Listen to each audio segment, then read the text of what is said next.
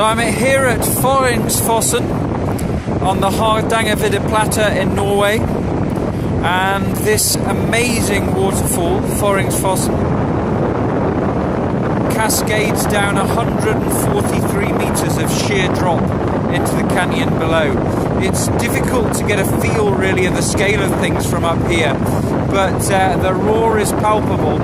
And what's amazing is that we've got another waterfall which is almost as impressive on the other side of the valley, cascading down into this canyon as well. And then a beautiful river making its way off into the distance down to Hardangerfjord. So Voringsfossen in Norway, what a sight.